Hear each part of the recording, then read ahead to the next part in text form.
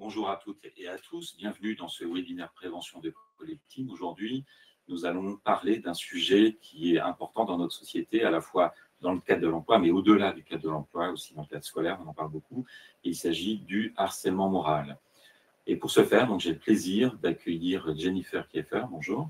Bonjour Sébastien, bonjour à tous. Tu es avocate. Avocate au barreau de Paris, au sein du cabinet LM Avocat. Et c'est vrai que le harcèlement moral, c'est un vrai sujet qu'on a de plus en plus en pratique. Et c'est l'objet de ce webinaire, c'est de refaire un petit peu le tour sur la question, voir comment on le définit, comment on le traite en RH, parce que ça devient vraiment un sujet important qui peut aboutir, s'il n'est pas traité, à un potentiel contentieux. Alors, comment est-ce qu'on définit le harcèlement moral? Parce que, généralement, les personnes qui le dénoncent sont des personnes qui le subissent, qui sont chargées très affectivement, enfin, elles sont en souffrance. Mais comment est-ce qu'on définit ce harcèlement? Alors, bien sûr, il y a les émotions qui prennent le devant et c'est pour ça aussi qu'on est de plus en plus confrontés à des salariés qui vont qualifier une situation un peu de harcèlement moral, mais à tort et à travers. C'est-à-dire qu'ils vont qualifier une situation, par exemple, une toute réflexion déplaisante, une relance quelconque d'un tiers, du manager, de l'employeur au sens large. Tout de suite, ça va être qualifié de harcèlement. En réalité, ce qu'il faut avoir en tête, c'est que le harcèlement moral, ça répond à une définition juridique qui est bien précise. C'est la loi de modernisation sociale du 17 janvier 2002 qui a introduit la définition juridique dans le Code du travail à l'article 1151-2 du Code du travail et qui vient poser 3 conditions cumulatives pour qu'on soit dans le cadre du harcèlement moral. J'insiste sur le fait que ces 3 conditions sont vraiment cumulatives. S'il en manque une, on n'entre pas dans la définition juridique du harcèlement moral. La première condition, c'est des agissements répétés. Alors, qu'est-ce qu'on entend par agissement? Il faut savoir que le Code du travail ne donne pas de définition de ces agissements et c'est la jurisprudence au fur et à mesure des situations, les décisions qui sont rendues par les juridictions qu'on vient un peu appréhender cette notion d'agissement. Alors, qu'est-ce que ça peut être? Ça peut être extrêmement varié, ça peut être des critiques injustifiées, des moqueries, un isolement, des menaces, des intimidations, un environnement de travail toxique, donc on voit que c'est extrêmement large, et c'est de plus en plus large puisque vous avez très sans doute entendu parler du harcèlement moral institutionnel qui a été tranché par la Cour de cassation en ce début d'année au mois de janvier 2025, qui est venu donner une dimension collective à la notion de harcèlement moral, puisqu'elle a jugé dans cet arrêt qu'une politique d'entreprise généralisée visant à dégrader les conditions de travail, de par des mutations diverses, une surcharge de travail, des reproches injustifiés, pouvait caractériser du harcèlement moral. Donc on voit que les agissements peuvent être extrêmement larges. Ces agissements, ils doivent être répétés, c'est-à-dire qu'un acte isolé, même s'il est grave, ne va pas suffire à caractériser une situation de harcèlement moral. Ces agissements répétés, peu importe la durée d'espacement dans le temps, c'est-à-dire que le Code du travail ne prévoit pas une durée précise. Tu veux dire que ça peut être une fois par an à l'entretien individuel? Exactement, ou sur un rythme beaucoup plus restreint, c'est-à-dire sur 3 ou 4 semaines, par exemple, on va enchaîner des agissements qui peuvent rentrer dans cette définition du harcèlement moral. Est-ce que sur une journée, ça pourrait être possible? Ça pourrait tout à fait être possible, même sur, on va dire, une heure en question, où, je ne sais pas, à 10 heures, il y a tel événement qui se passe, à 10h30, un autre, et puis à 11h, encore un autre. Ça pourrait rentrer dans la définition, complètement. Ces agissements répétés, ça peut être des agissements qui sont de même nature ou de nature différente. Ça, pour le coup, il n'y a pas de difficulté à ce niveau-là. Deuxième condition, c'est que ces agissements doivent avoir pour objet ou pour effet de dégrader les conditions de travail. Alors, le « ou », il est très important, parce qu'en réalité, la simple possibilité d'une dégradation des conditions de travail fait qu'on va rentrer dans cette définition. Et ça a été rappelé dans un arrêt assez récent du 11 mars 2025 par la Cour de cassation, qui est venu repréciser que le salarié n'a pas à démontrer une dégradation de ses conditions de travail, il suffit que les agissements répétés qui ont été mis en œuvre, potentiellement, peuvent dégrader les conditions de travail du salarié en question. Et puis enfin, troisième condition cumulative, faut-il encore que ces agissements soient susceptibles de porter atteinte aux droits et à la dignité du salarié, d'altérer sa santé physique ou mentale, ou de compromettre son avenir professionnel. Et là, pour le coup, on est dans des éléments qui sont alternatifs, mais aussi potentiellement cumulables. Oui, on est sur les deux. Exactement. Et très généralement, dans les situations qu'on rencontre, on a potentiellement les trois. Alors, l'atteinte à la dignité, ça peut être quoi? Ça peut être une mise au placard totalement injustifiée, des brimades, des mesures vexatoires qui sont prises. Le fait que les actes aussi peuvent se passer devant témoins et devant, par exemple, une équipe de salariés, ça va renforcer le caractère humiliant, ce qui fait qu'on va rentrer aussi dans l'atteinte au droit et à la dignité. Pour la santé physique ou mentale, cette altération, elle est quasiment tout le temps présente puisque le salarié va souffrir de cette situation-là. Et ça, pour le coup, c'est vraiment très facilement mis en avant parce que de facto, ça va impacter le salarié. Et puis, le fait de compromettre l'avenir professionnel du salarié, ça, c'est lorsqu'on va avoir des brimades qui vont venir discréditer le salarié auprès de son équipe ou auprès d'autres collègues de travail, ou le fait que ça va le bloquer dans son évolution professionnelle. Là, très clairement, on va être dans le harcèlement moral. Alors, attention, une petite particularité quand même du harcèlement moral d'un point de vue du droit du travail, c'est qu'il ne requiert pas l'intention de nuire de l'auteur du harcèlement moral, contrairement au droit pénal. On aura l'occasion d'y revenir, je pense, un petit peu après. Mais le salarié n'aura pas à démontrer cette intention volontaire d'avoir commis un harcèlement moral par rapport à la personne victime de la situation. Ouais, d'ailleurs, en français, on dit l'enfer est pavé de bonnes intentions, c'est-à-dire qu'on peut avoir une attitude managériale ou entre collègues, qui peut être animée de bonnes intentions, mais ça peut entrer, si c'est très très maladroit, dans le cadre du harcèlement. Tout à fait, et la personne qui commet ces agissements, parfois, n'a même pas conscience, du coup, d'être dans cette notion de harcèlement moral. Ouais. Alors, autre petite particularité aussi qui est importante à rappeler, c'est que le harcèlement moral, du coup, de cette définition bien précise qui est posée par les textes, ne doit pas se confondre avec le fait d'exercer son pouvoir de manager, le pouvoir disciplinaire de l'employeur. C'est-à-dire que le fait de convoquer, par exemple, un entretien, on va dire une fois par semaine, un salarié pour faire le point sur son évolution professionnelle, si on n'est pas dans les critères que j'ai rappelés précédemment posés par le Code du travail, on est sur le strict libre exercice du pouvoir disciplinaire de l'employeur. Et même si le salarié dit à ses collègues, mais là, j'en peux plus, toutes les semaines, mon chef me convoque, il n'est jamais content, c'est jamais bien fait, ça ne lui va pas, moi, je viens avec la boule au ventre au travail. Complètement, parce que c'est son ressenti, c'est ses émotions, mais ces émotions-là, il faut pouvoir les qualifier juridiquement, ce qui ne sera pas le cas en espèces, sauf s'il y a bien sûr d'autres éléments qui nous apportent dans la situation. Ce qui veut dire que finalement, la définition du harcèlement moral est juridique et non pas psychologique. Exactement. Alors que la manière qu'ont les personnes d'en parler, c'est psychologique. C'est leur souffrance dans la relation qui est mise en avant. C'est ce qui fait la complexité de la notion, complètement. Est-ce qu'il faut qu'il y ait un lien hiérarchique obligatoirement entre la personne plaignante et la personne mise en cause? Alors, pas du tout, ce n'est pas nécessaire. Alors, c'est vrai que dans la pratique, et ce qu'on rencontre le plus souvent, c'est soit un collègue de travail, soit un manager, soit autre. Il faut savoir il y a deux types de harcèlement moral. Il y a le harcèlement horizontal et le harcèlement vertical. Pour le harcèlement vertical, il peut être ascendant comme descendant. Ça peut être le supérieur hiérarchique qui commet des agissements de harcèlement moral à l'égard de son subordonné ou l'inverse. Et on peut aussi avoir du harcèlement horizontal où là, pour le coup, c'est un salarié qui va être victime d'agissements de la part de ses collègues de travail placés sur un strict plan d'égalité. Ça, c'est des situations qu'on rencontre le plus fréquemment. Et puis, de manière plus rare, le harcèlement moral peut aussi venir d'un tiers à l'entreprise, que ce soit un client, un fournisseur, même un proche de l'employeur. La jurisprudence est assez large sur le sujet et part du principe que l'employeur va devoir répondre des agissements des personnes qui exercent, de fait ou de droit, une influence sur le salarié. Et là, l'employeur va devoir également prendre des mesures, même si c'est un tiers à l'entreprise, qui peut s'avérer parfois compliqué quand c'est une relation qu'on a, par exemple, contractuellement avec un client ou un fournisseur. Oui, c'est ça, un prestataire qui intervient sur le site de l'entreprise. Voilà. Ça peut être du harcèlement moral si on répond aux conditions que tu avais vues. Tout à fait. Comment est-ce qu'il fait l'employeur? C'est parce que ce n'est pas son salarié? Alors, ce n'est pas son salarié, néanmoins, il doit quand même déjà être à l'écoute de la potentielle dénonciation qui est faite par le salarié déjà en le convoquant. On le relevera tout à l'heure un petit peu quelles sont les différentes étapes à bien mettre en avant par le service des ressources humaines de l'entreprise en question pour prendre toutes les mesures qui soient adaptées à la situation. Mais donc, écouter son salarié, retranscrire un petit peu la situation pour voir si on est ou pas dans du harcèlement moral. Et après, s'il faut prendre des mesures allant jusqu'à rompre potentiellement le contrat du client ou du fournisseur en question, il va falloir le faire. Au risque que le salarié dise écoutez, vous m'avez laissé dans une situation qui n'est pas tenable pour moi, je vous ai dénoncé la situation, vous n'avez pris aucune mesure.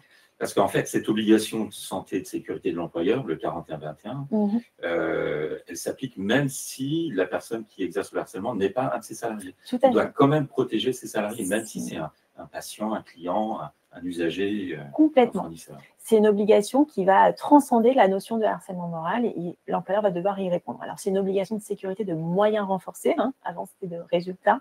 L'employeur doit donc démontrer qu'il a mis tout en œuvre pour prévenir la santé et la sécurité de son salarié.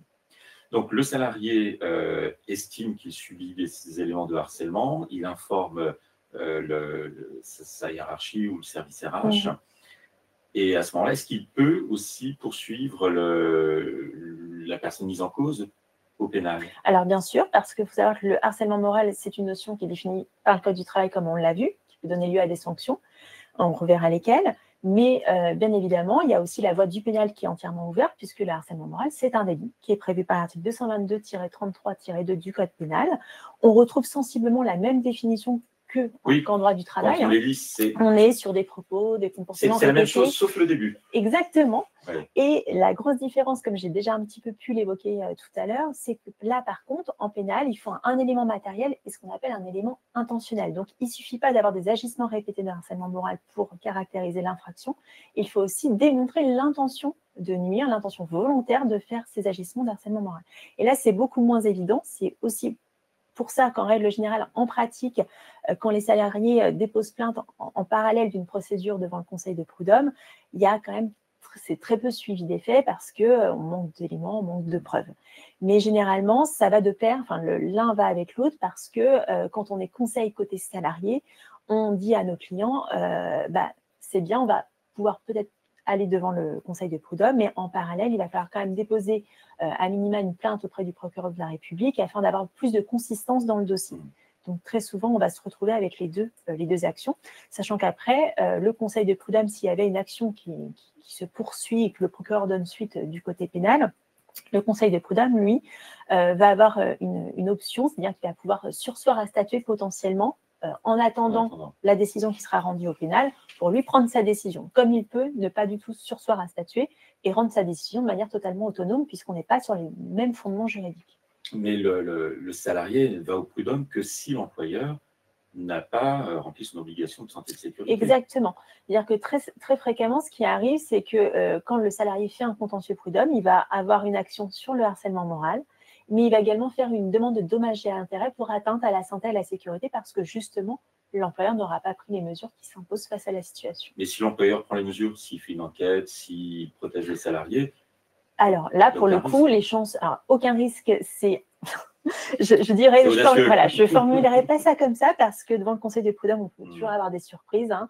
C'est des juridictions paritaires. On sait qu'on n'est pas face à des professionnels qui ont fait l'école de la magistrature, etc. Donc, il y a toujours un aléa judiciaire qui est plus important que devant d'autres juridictions. Donc, aucun risque, non, mais on va drastiquement diminuer les chances de succès du salarié. C'est l'objet du traitement par l'employeur. Alors, quelle est l'obligation pour l'employeur quand il reçoit un courrier, un mail de dénonciation de faits présentés comme étant du harcèlement? Alors, la première étape qui est importante, c'est d'accuser réception du signalement ou de la dénonciation qui est faite par le salarié. Pourquoi? Parce que déjà, ça va protéger l'employeur qui va démontrer avoir tout de suite pris acte de la dénonciation qui est réalisée. Et puis, côté salarié, il va se sentir rassuré, il va se dire, bon, voilà, j'ai dénoncé, j'ai une réponse, il y a des choses qui vont peut-être se passer ou pas. Donc, première étape, on va dire, on dénonce la situation. Deuxième étape, on peut recevoir déjà dans un premier temps le salarié pour échanger un petit peu avec lui. Si la dénonciation qui a été faite manque de détails, de précision, on va pouvoir un petit peu déjà commencer à creuser la question pour voir quels sont les agissements qui sont reprochés, qui est concerné, etc. Et puis après, au vu des faits qui vont être donnés par le salarié, on va pouvoir diligenter une enquête interne au sein de la structure pour éclairer la situation et voir les mesures qui vont pouvoir être prises. Alors, pourquoi je parle de ce petit entretien quand même avec soit l'auteur, le salarié en question qui lui-même va dénoncer sa situation? Parce que parfois, l'alerte peut émaner non pas du salarié en question, mais d'un lanceur d'alerte, donc c'est-à-dire d'un autre salarié, d'un autre collègue qui va aller rapporter les choses par rapport à la situation que connaît l'un de ses collègues ou autre. Et là, pour le coup, c'est quand même important d'avoir non seulement de recevoir le lanceur d'alerte, mais de recevoir aussi le principal intéressé pour faire le point avec lui. Et alors, si la personne a d'abord un premier entretien avec la RH pour réexpliquer, donner plus de détails, s'il y a une enquête après, est-ce qu'il faut réentendre Alors oui, bien le sûr. salarié alors qu'on l'a déjà entendu? Alors, on l'aura entendu, mais de manière un peu plus générale, alors que dans l'enquête interne, on va pousser un petit peu les questions. On va aller un peu plus en profondeur par rapport aux agissements qu'il a dénoncés. L'enquête interne, alors il faut savoir, parce qu'il y a vraiment souvent on se dit, mais l'enquête, est-ce qu'elle est régie par le Code du travail? Oui, Il faut savoir qu'il n'y a aucun formalisme requis par le Code du travail. C'est la jurisprudence au fur et à mesure qui construit les choses, avec l'aide aussi du défenseur des droits, qui commence à rendre des décisions dont on s'inspire pour procéder aux enquêtes internes. Et dans cette enquête interne, donc elle est contradictoire, et bien évidemment, on va réinterroger le salarié en question, pousser les questions, etc. Est-ce que l'employeur doit faire une enquête, même si la plainte du salarié, à la lecture de la plainte, il se dit, mais là, on n'entre pas du tout dans le cadre du harcèlement, c'est pas du harcèlement? C'est une très bonne question. Alors, il faut savoir qu'il y a, on va distinguer deux cas. Il va y avoir un cas où l'enquête interne est obligatoire, parce que là, elle va être prévue pour le coup par le Code du travail. Ça concerne deux situations. La première situation, c'est lorsqu'on va avoir un signalement qui émane d'un membre du CSE, soit parce qu'on est face à un danger grave imminent, soit parce qu'on est face à une situation qui porte atteinte aux droits de la personne. Donc là, pour le coup, c'est un cas très spécifique qui est prévu par le Code du travail, où là, l'enquête est obligatoire et va devoir être réalisée conjointement avec le CSE. Et deuxième cas, où l'enquête interne est aussi obligatoire, c'est lorsqu'on va rentrer dans ce qu'on appelle la loi Sympa 2, qui a été ensuite réformée par la loi Waserman, où là, on est dans la procédure de lanceur d'alerte, parce que toutes les entreprises qui ont plus de 50 salariés vont devoir mettre en place cette procédure d'alerte interne avec un process bien rodé. Et là encore, si ce signalement émane via cette procédure-là, l'enquête est alors obligatoire. Et on en arrive à l'enquête qu'on va nommer facultative et qui correspond du coup au cas d'espèce que tu viens de citer, où là, on est face à un salarié qui tout seul dans son coin fait une dénonciation, qui met un peu dans son courrier des agissements par-ci, par-là, sans forcément même le qualifier de harcèlement moral. Est-ce que l'employeur est contraint ou pas de faire une enquête? Non, si on s'en tient au Code du travail, non. Formellement, il n'y a pas d'obligation. Néanmoins, il sera très vivement recommandé quand même à l'employeur de faire une enquête interne. Pourquoi? Parce que comme on l'a vu, la notion de harcèlement moral avec les nouvelles jurisprudences qui ont été rendues, et notamment la jurisprudence France Télécom, on va être sur un champ d'application qui est quand même assez large au niveau des agissements. Et donc même si de prime abord, on a l'impression que le salarié ne fait pas état d'agissement de harcèlement moral, en réalité, il peut vraiment s'agir d'une telle situation. Donc il est fortement recommandé de mener une enquête. Même s'il y a une petite enquête au vu de la structure en question, il vaut mieux aller jusqu'au bout de cette enquête, quitte à conclure qu'il n'y a pas de harcèlement moral, mais au moins l'employeur, on ne pourra pas lui reprocher de ne pas avoir été jusqu'au bout des choses et d'avoir conclu sans enquête interne qu'il n'y avait pas de harcèlement moral au seul vu du courrier retranscrit par le salarié. Est-ce que si moi je suis témoin d'une situation de travail où je vois quand même qu'il y a des agissements répétés et que ça dégrade les conditions de travail d'un collègue, est-ce que moi je peux alerter? Bien sûr. Alors que je ne suis pas du tout la personne pas concernée, mais bien sûr, il y a une dénonciation qui est possible et il y a une protection qui est prévue par le Code du travail aux articles suivants des 1151-3 et suivants du Code du travail, qui vient protéger la personne qui va dénoncer une situation, même si ce n'est pas elle-même qui est concernée, mais que c'est un collègue de travail, et qui va le protéger contre toute mesure discriminatoire qui serait prise en ce sens, comme toute sanction disciplinaire, avertissement ou autre. Donc, bien évidemment, c'est tout à fait possible. Ouais. Et est-ce qu'on doit vraiment démontrer les éléments, amener la preuve quand on dénonce les faits? Alors, la question de la preuve, c'est une grande question et qui est très intéressante parce que souvent, quand on rencontre les salariés qui sont sujets à ce type de situation, ils nous disent de toute façon, non, mais laissez tomber maître parce que je n'aurai pas les éléments suffisants pour aller faire un procès devant le Conseil de prud'homme. En réalité, il faut savoir que le salarié n'a pas, il y a un allègement de la charge de la preuve, le salarié n'a pas à démontrer la situation de harcèlement moral. C'est beaucoup plus fin que ça. En fait, en réalité, le salarié doit apporter au Conseil de prud'homme des éléments suffisants laissant à penser qu'il est victime d'une situation de harcèlement moral. Donc, il donne ce qu'il a comme élément. Ensuite, c'est à l'employeur que revient la charge de démontrer que les agissements qui ont été commis sont exempts de tout harcèlement moral, qu'on ne rentre pas dans la définition, que s'il y a des mesures discriminatoires ou disciplinaires qui ont été prises, elles ont été faites en toute connaissance de cause de manière parfaitement objective. Et puis, troisième étape, c'est au juge, au vu des éléments apportés par le salarié, au vu des éléments apportés par l'employeur, que le juge va devoir examiner tout ça et statuer en ce sens. Alors, la charge de la preuve aussi, elle est vraiment en train d'évoluer ces derniers temps, notamment en matière sociale, mais pas que, sur les enregistrements, parce que je pense que beaucoup d'employeurs ou de services de ressources humaines sont confrontés à la problématique à l'heure actuelle de salariés qui enregistrent leurs employeurs à leur insu et qui ensuite produisent ces enregistrements-là en les faisant retranscrire par commissaire de justice et s'en servent en les produisant devant le Conseil des prud'hommes. Maintenant, il y a quelques années de cela, c'était formellement interdit et le Conseil des prud'hommes disait non, je ne prends pas acte parce qu'effectivement, c'est des preuves déloyales. Aujourd'hui, la jurisprudence change. C'est un mode de preuve qui devient admissible uniquement quand le salarié n'a pas d'autres éléments pour démontrer la situation dont il a été victime. Donc, il y a une recherche d'un juste équilibre entre le droit à la preuve, le droit de faire valoir ses droits et le droit au respect de la vie privée, au principe de loyauté qu'on a dans le code du travail et qu'on a dans toute relation contractuelle. Donc, il faut être particulièrement vigilant, que ce soit lors d'un entretien lambda avec le salarié ou d'un entretien préalable à licenciement, pourquoi pas. On peut qu'inviter les salariés à déposer, il y a des clients qui le font, on invite les salariés avant tout entretien à déposer les téléphones portables dans une corbeille, mais après, libre à lui d'accepter ou de refuser de le faire. Voilà. La situation que tu décrivais, c'était en cas de litige avec l'employeur. Exactement. Bien heureusement, ça n'arrive pas souvent, ces situations-là. Et lorsqu'un salarié dénonce auprès de la RH l'agissement supposé de harcèlement moral de la part d'un collègue ou d'un supérieur, et quand il explique ça à son service RH, est-ce qu'il doit là aussi amener des éléments de preuve vraiment, ou simplement le fait de dire voilà, moi je suppose quand même que ça en est. Il n'a pas encore cette étape-là de démontrer, d'apporter des éléments factuels sur papier en disant regardez, moi j'ai reçu ce mail-là. Il peut le faire s'il en a envie, il n'est pas obligé. Sa simple action, dans un premier temps, c'est vraiment de dénoncer la situation avec ses mots. Par écrit, c'est mieux si ensuite il veut s'en servir, mais il n'a pas à apporter sur un plateau les éléments de preuve à l'employeur, parce que c'est à l'employeur que va incomber la charge d'aller rechercher, de mener une vraie enquête et de voir s'il y a des éléments ou pas qui vont dans le sens du salarié.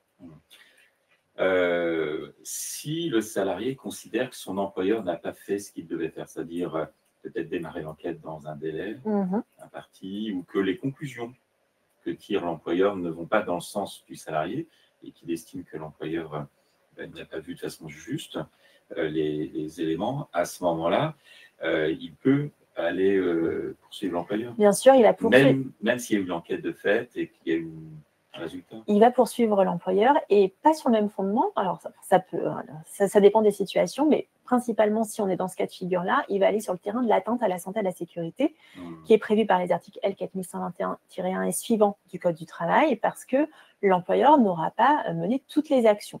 Et ça, c'est le cas. On a une situation, il y a un dossier que j'ai plaidé encore hier, où on est clairement dans cette situation-là. On est sur un salarié qui a dénoncé une situation de harcèlement moral au mois de janvier. De janvier à avril, il ne se passe rien du tout. Ce n'est qu'en avril, donc 4 mois après que l'employeur met en place une enquête interne. Là, déjà, il y a un manque de célérité parce que quand on a une dénonciation de harcèlement moral, même s'il n'y a pas de délai qui est imposé en soi dans le Code du travail pour aller mener une enquête interne, il faut aller vite parce qu'on sait que le salarié dans cette situation est en souffrance. Il faut prendre aussi des mesures conservatoires, ce qui n'avait pas été le cas dans le dossier que j'avais à traiter. Mesures conservatoires, ça peut être quoi ? Déjà, c'est de protéger la personne qui s'estime victime d'une situation de harcèlement moral, la protéger de son potentiel harceleur. Ça peut être, par exemple, en mettant à pied, à titre conservatoire, la personne qui serait auteur du harcèlement. Le défenseur des droits, dans une décision en février de cette année, est venu indiquer que ça peut être aussi le placement en télétravail en fonction de l'activité à 100% de la personne auteur des faits. Bon, en tout cas, on doit agir. On ne peut pas laisser passer 4 mois avant de mener une enquête interne. Et cette enquête interne, encore faut-il qu'elle soit bien menée. C'est-à-dire que là, en l'occurrence, dans le dossier que j'avais à connaître, l'enquête interne avait été réalisée totalement à charge du salarié. Donc, pas contradictoire? Pas contradictoire, le salarié en question n'avait pas été entendu. On avait une enquête où, sur une équipe qui était composée de 6 salariés, il n'y avait que 2 salariés qui avaient été entendus, donc ce qui fausse quand même largement le dénouement de l'enquête et les propos recueillis. Et donc tout ça peut faire qu'effectivement l'employeur se retrouve, même qu'il a mené, bien, malgré le fait qu'il ait mené une enquête interne, se retrouve quand même devant le conseil de prud'homme pour atteinte à la santé et à la sécurité. Ouais. Est-ce que l'employeur, quand il a fait son enquête dans le délai, etc., qu'il a tout bien fait, et qu'il conclut que soit c'est du harcèlement ou ça n'est pas du harcèlement, est-ce qu'il peut vraiment dire, écrire clairement, c'est une situation de harcèlement? Est-ce qu'il peut porter une sorte de jugement sur la situation ou il ne doit pas le faire? Alors, il doit le faire parce qu'il doit quand même conclure en l'absence ou non de harcèlement moral. Donc, à la fin du rapport d'enquête, il faut qu'on sache. C'est soit le salarié avait effectivement raison, soit il n'y a rien à voir et du coup, on stoppe là les poursuites. Donc, l'employeur, il marque, au vu des entretiens, des éléments de preuve, etc., nous concluons qu'il s'agit d'une situation de harcèlement moral. Exactement. Et sur les mesures qui vont être prises après, elles sont diverses et variées. On va avoir l'occasion d'y revenir, mais il va falloir agir par contre. Justement, comment est-ce qu'on qualifie ces agissements de harcèlement moral quand ils sont reconnus? Alors, dans 90% des cas, on est sur une faute grave. Il y a des jurisprudences récentes qui ont été rendues sur le sujet qui sont venues préciser que même quand le salarié auteur du harcèlement moral a une très grande ancienneté, 20-30 ans de boîte, aucun passif disciplinaire, on peut aller sur la faute grave tant la gravité du harcèlement est. Donc, on est généralement sur une faute grave. Ça, c'est sûr. Les sanctions, une faute grave, est-ce que c'est obligatoirement licenciement ou pas? Alors, quand on est sur une faute grave, oui, on va généralement partir sur un licenciement et un licenciement pour faute grave. Après, si on a des éléments, mais qu'on est dans une sorte d'entre-deux, c'est-à-dire qu'on n'est pas sur du harcèlement moral, mais qu'on voit quand même que l'auteur qui était présumé auteur du harcèlement moral a quand même commis des agissements qui sont potentiellement répréhensibles, on peut partir sur une faute moindre. Ça peut être un avertissement, ça peut être même moins qu'un avertissement, ça peut être un rappel à l'ordre, c'est tout à fait possible. Petit rappel quand même, attention sur les sanctions disciplinaires quand elles sont prises, quand on est hors cas de licenciement. Pour les entreprises qui sont assujetties à l'obligation de mettre en place un règlement intérieur, attention, puisque ce n'est que si ce règlement intérieur est bien mis en place qu'on peut venir sanctionner par le biais d'un avertissement ou d'autres sanctions disciplinaires moindres. Donc ça, il faut que ce soit bien calé dans le règlement intérieur. Et ce que tu veux dire, c'est que dans le règlement intérieur, il faut indiquer clairement les sanctions qui peuvent être prises et le règlement intérieur, le Code du travail impose des dispositions aussi spécifiques sur le harcèlement moral, sur même le harcèlement sexuel et même sur les agissements sexistes. Alors justement, on a pour les entreprises qui ont un certain nombre de salariés une obligation d'avoir un référent harcèlement sexuel. Exactement. Est-ce qu'il n'y a pas d'obligation de référent harcèlement moral pour l'instant? Est-ce que c'est de bon ton d'en proposer un? Alors, tout à fait. Effectivement, on a l'obligation pour les entreprises qui ont plus de 250 salariés de mettre en place un référent harcèlement sexuel. Ce n'est pas prévu pour le harcèlement moral, mais pour les structures qui ont la possibilité, c'est tout à fait intéressant d'en nommer un, puisque ça sera en fait le premier interlocuteur, la personne qui sera dédiée à cette problématique-là. Donc oui, tout à fait, ça peut être important d'en mettre en place, en tout cas opportun pour les structures qui peuvent le faire. Dans ce cas, quel est son rôle auprès des salariés du CSE? Alors, ça va être le premier interlocuteur. C'est lui qui va pouvoir, auprès du CSE, notamment relater des agissements de harcèlement moral, s'il peut le faire ou pas, en fonction des situations. Ça peut être aussi lui qui diligente une enquête. Simplement, il n'y a pas d'interdiction de principe de cumuler enquête interne, enfin le fait d'être enquête interne et être référent harcèlement moral. Mais en pratique, c'est quand même conseillé de séparer les deux casquettes. Pourquoi? Parce que quand on est référent harcèlement, on n'a pas cette protection qu'on peut avoir quand on est protection du lanceur d'alerte, comme on peut l'avoir dans la législation qui est prévue sur la loi Weatherman et que j'ai expliqué un petit peu tout à l'heure au début de notre exposé. On n'a pas cette protection plus. Donc, on va avoir la protection qui est prévue par le Code du travail aux articles L1151-2 et suivants du Code du travail, mais on ne va pas avoir cette protection du lanceur d'alerte. Ce qui fait que le référent harcèlement, s'il est aussi enquêteur, il peut avoir malgré lui cette envie de ne pas forcément aller dans un rapport d'enquête qui conclut harcèlement moral, de peur d'avoir quand même des retentissements du côté employeur. C'est pour ça qu'il est quand même conseillé d'avoir ces deux casquettes différentes, de séparer les choses. Et puis le fait d'avoir un référent harcèlement moral, c'est aussi intéressant parce que c'est aussi à cette personne-là qu'on va pouvoir donner des formations particulières en la matière pour vraiment qu'ils puissent conseiller les salariés quand il y a une difficulté, éclaircir la situation aussi parce que on forme le référent harcèlement moral, mais c'est aussi bien s'il peut donner des petites formations après en interne aux salariés en question pour savoir qu'est-ce qui relève du harcèlement moral ou pas et reprendre un peu les critères qu'on a vus nous au début, et ce qui permettra d'éviter, le cas échéant, des dénonciations parfois qui ne rentrent pas du tout dans la notion juridique. Quelle est la place du CSE dans cette situation? Est-ce qu'il doit impérativement être associé à l'enquête? Est-ce qu'il n'y a pas du tout d'obligation qu'il le soit? Est-ce qu'il y a des situations où il doit l'être? Alors, tout dépend du cas de figure. C'est pour ça que j'expliquais tout à l'heure que c'était important de bien savoir si on était dans un cas d'enquête obligatoire ou dans un cas d'enquête facultative. Parce que dans le cas d'enquête obligatoire, on a le cas, comme je l'exposais tout à l'heure, du signalement qui est fait par un membre du CSE parce qu'on est sur un danger grave et imminent ou une atteinte aux droits de la personne. Là, le CSE doit être impliqué dans l'enquête interne et donc l'employeur va devoir mener conjointement cette enquête aux côtés de l'employeur et du CSE. Alors que tel n'est pas le cas lorsqu'on est sur une enquête purement facultative, comme le salarié qui dénonce dans son coin le harcèlement. Là, l'employeur peut proposer au CSE de se joindre, mais ce n'est pas une obligation. Donc, tout dépendra aussi un peu de la composition du CSE et de son envergure. J'ai une dernière question à te poser avant de prendre les questions des participants. Quelles seraient les recommandations que tu pourrais faire à un employeur pour éviter de commettre les erreurs qui seraient un peu gênantes, voire dramatiques? Sur l'enquête interne, alors déjà, c'est de bien cerner le cas d'enquête dans lequel on va être. Est-ce qu'on est dans un cas d'enquête interne obligatoire ou est-ce qu'on est dans un cas d'enquête interne facultative? Déjà, pour savoir si le CSE va devoir venir se joindre ou pas à l'employeur dans le cadre de l'enquête. Deuxième point important, deuxième étape indispensable, c'est de bien cerner les personnes qui vont mener l'enquête, parce que ça peut être l'employeur, mais l'employeur peut déléguer la mission à un cabinet d'avocats, par exemple. C'est tout à fait, on a la mission d'avocat enquêteur qui est tout à fait possible. Donc, on voit quels sont les protagonistes qui vont pouvoir mener cette enquête en interne. Et puis, on va aussi faire un plan des personnes qui vont devoir être entendues dans le cadre de cette enquête. Dans l'exemple que je prenais du dossier que j'avais eu à traiter, on avait une équipe de 6 personnes. Idéalement, on va entendre les 6 personnes parce qu'il faut avoir un regard tout à fait objectif. Et j'en viens pour finir sur les grands principes directeurs de l'enquête interne. Il faut des personnes qui soient impartiales. On n'est pas, dans le cadre d'une enquête interne, on n'est pas là pour faire des jugements de valeur, des jugements des personnes qui vont dénoncer les situations, qui vont témoigner dans le cadre de cette enquête.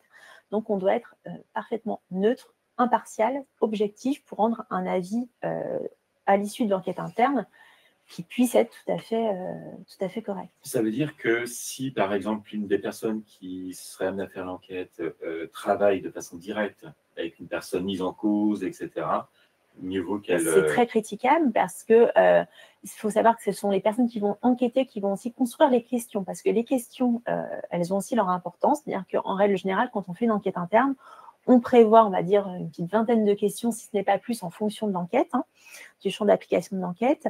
Et dans ces questions-là, ne serait-ce que dans le fait de les formuler ou de la façon dont elles sont posées, les réponses peuvent être tout à fait orientées.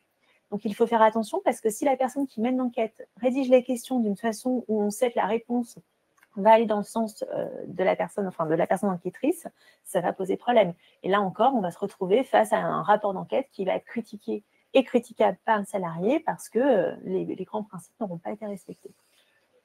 Merci Jennifer. Merci à toi Sébastien. Maintenant prendre les questions des participants.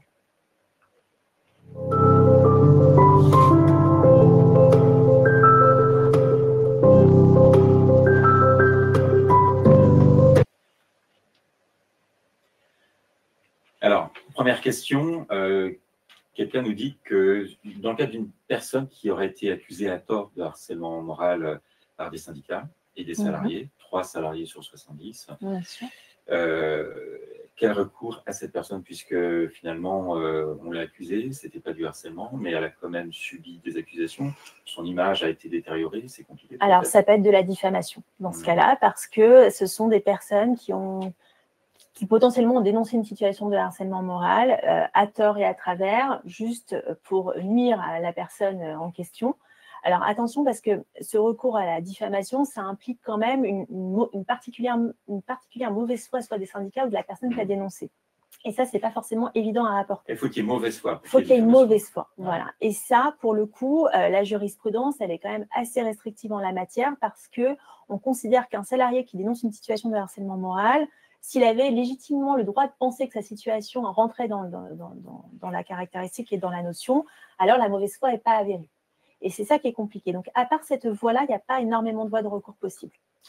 Tu veux dire qu'on présuppose que le salarié est de bonne foi? Exactement, c'est tout à fait ça. C'est une présomption, okay. Tout à fait. Laure est étonnée du fait que l'employeur peut qualifier à l'issue de l'enquête les agissements de harcèlement. Alors, à son niveau, c'est-à-dire au vu des éléments recueillis et du rapport d'enquête, oui. Après, effectivement, le seul juge du harcèlement moral, ça va être le conseil de prud'homme, si contentieux il y a. Mais il n'y a pas nécessairement contentieux quand même, je rassure les employeurs qui nous écoutent.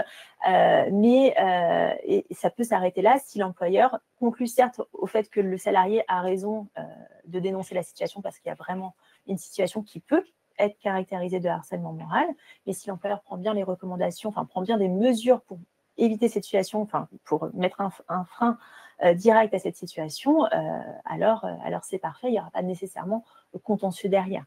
Mais c'est important qu'il conclue dans son rapport d'enquête avec ces éléments, si oui ou non le salarié avait tort ou raison. Corinne te demande comment réagir dans le cas d'une situation de supposé harcèlement moral quand la personne est un travailleur isolé. Alors ça, c'est pas forcément évident. On avait le cas avec des situations de salariés aussi qui étaient par exemple en télétravail à 100%, qui n'étaient pas forcément au siège, où la communication se faisait par mail, etc. Alors là, pour le coup, comment réagir dans ce cas-là? C'est déjà, comme je l'ai expliqué un petit peu lors de notre exposé, c'est déjà essayer d'en savoir un peu plus parce que du coup, comment se passe cette situation, comment ces agissements se déroulent en pratique? Est-ce que c'est des agissements qui se font par mail ou pas, lors de visioconférences? Parce qu'en fait, on n'a pas besoin d'être en présentiel, physiquement au siège pour avoir des agissements de harcèlement moral. Hein, donc, le travailleur isolé peut tout à fait être exposé. Donc, il faut déjà provoquer un premier échange avec le salarié pour avoir un petit peu les choses. Mais il faut aussi le laisser venir, c'est-à-dire qu'il ne faut pas lui dire, il a simplement téléphoné en disant voilà, je me permets de venir vous voir de vous téléphoner parce que voilà, j'ai une situation où je pense être du harcèlement moral. Il faut le laisser venir, c'est-à-dire qu'on ne va pas lui dire formalise bien les choses par écrit, bien au contraire quand on est côté employeur, bien évidemment. Bernadette, elle te demande si le harcèlement peut être lié aux collègues du salarié sans forcément que la hiérarchie complètement. C'est un cas de harcèlement, c'est ce qu'on appelle le harcèlement moral horizontal. C'est-à-dire que c'est entre collègues, parfois c'est par jalousie, par problème aussi de discrimination salariale, ça peut arriver. Qu'on ait des cas de harcèlement moral dans cette situation où l'un qui veut prendre l'ascendant sur l'autre, c'est très compliqué, mais ça arrive, c'est tout à fait possible et ça peut caractériser une situation de harcèlement moral. Moi, je dois dire que dans mes missions d'accompagnement des établissements, des entreprises qu'on a, au service prévention collective, je n'ai vu que des situations où c'était entre collègues. Et c'est de plus en plus fréquemment le cas quand même, surtout depuis l'arrêt France Télécom, parce que comme je l'expliquais, le harcèlement moral peut être caractérisé quand on est dans une politique d'entreprise généralisée qui vise à dégrader les conditions de travail. Et ça, on peut très rapidement rentrer dans ce champ d'application-là. Et donc, des salariés, toute une équipe de salariés peut subir une telle situation. Laure demande si il faut vraiment faire une enquête systématiquement, même lorsque la situation qui est dénoncée par le salarié, on n'entre vraiment pas dedans. Alors, si vraiment, vraiment, on sent qu'on n'est pas du tout dans la notion de harcèlement moral, qu'on est sur un simple stress ou peut-être une surcharge de travail, ce qui est tout à fait possible, mais qu'on ne rentre pas dans les critères, alors non, on n'est pas obligé de le faire. Néanmoins, c'est quand même une protection. Ouais. Même si l'enquête interne est faite de manière à petite échelle, que c'est une petite enquête, etc., elle est quand même la bienvenue pour se prémunir contre tout contentieux. Ouais. Et d'avoir des éléments à produire devant le conseil de prud'homme. Bien sûr. Ouais. Georgina te demande si, lors d'une mesure conservatoire, par exemple une mise à pied, est-ce que le salarié est rémunéré normalement? Alors, ça dépend de la situation. Les deux sont possibles. La mise à pied à titre conservatoire, elle peut être rémunérée comme ne pas l'être. En règle générale, elle ne l'est pas. Et ensuite, on affine en fonction de la sanction qui va être prise. Si on est sur un licenciement pour faute grave, de toute manière, la mise à pied ne sera pas rémunérée. Si on part par contre sur un licenciement pour faute simple, par exemple, là, on devra rémunérer la période de mise à pied conservatoire. Et autre chose très importante… Et si ce n'est pas du harcèlement? Et si ce n'est pas du harcèlement, dans ce cas-là, elle devra être rémunérée, bien évidemment, puisqu'on a mis à pied à titre conservatoire. Et ce n'est qu'à titre conservatoire, il n'y a pas d'issue. Par contre, autre chose très importante que j'ai oublié de signaler, c'est sur les délais, parce que j'ai précisé, il faut être vraiment agir avec célérité pour mener une enquête interne. Mais pourquoi aussi? Parce que si on veut rentrer ensuite en voie de condamnation à l'égard de l'auteur des faits de harcèlement, vous le savez sans doute, l'employeur a 2 mois à partir de la connaissance des faits fautifs pour pouvoir venir sanctionner le salarié en question. Et ça, là-dessus, il y a de la jurisprudence qui tombe ces derniers temps, qui vient préciser que le fait d'avoir mené une enquête interne ne suspend pas ce délai de 2 mois. Donc, ce qui fait qu'il va falloir agir vite et bien pour pouvoir être encore dans les délais si on veut venir sanctionner l'auteur des faits. Voilà. C'est pas, en réalité, la jurisprudence précise que si on part de la dénonciation des faits par le salarié, c'est cette date-là qui va compter, et non pas la date à laquelle le rapport d'enquête va être rendu. D'accord. Marie te présente une situation, un salarié est en arrêt de travail depuis 8 mois et fait une demande de reconnaissance en maladie professionnelle auprès de la CARSAT pour troubles anxiogènes dépressifs liés à du harcèlement moral de son supérieur. Or, l'ARH n'a aucun élément. Comment est-ce qu'elle peut faire? Ça fait 8 mois qu'il est en arrêt de travail. Alors, déjà, souvent, quand il y a une demande de reconnaissance de maladie professionnelle, il y a aussi un formulaire qui est envoyé par la Caisse primaire d'assurance maladie aux employeurs pour faire connaître leurs observations par rapport à cette maladie professionnelle. Donc, c'est le moment pour dénoncer la situation et pour dire que nous, à notre sens, au sens de l'employeur, il n'y a jamais eu de dénonciation, il n'y a jamais rien eu. Ce qui va être très en faveur dans ce cas d'espèce, qui va être bon pour l'employeur, c'est que si il ne s'est rien passé, il n'y a pas d'échange de mails un peu virulent, qu'il n'y a rien, il n'y a pas eu d'autres arrêts ou pas d'autres dénonciations du salarié en question, c'est tout en sa faveur.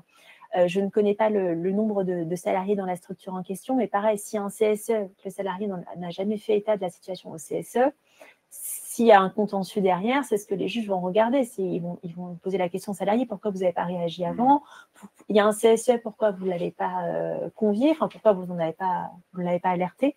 Donc, c'est tout ça qui va être analysé. Donc là, pour le coup, la situation est bonne. Il ne faut pas hésiter à bien marquer le fait qu'au sens de l'employeur, il n'y a pas de maladie professionnelle et que ces arrêts sont potentiellement dus à d'autres choses que les conditions de travail.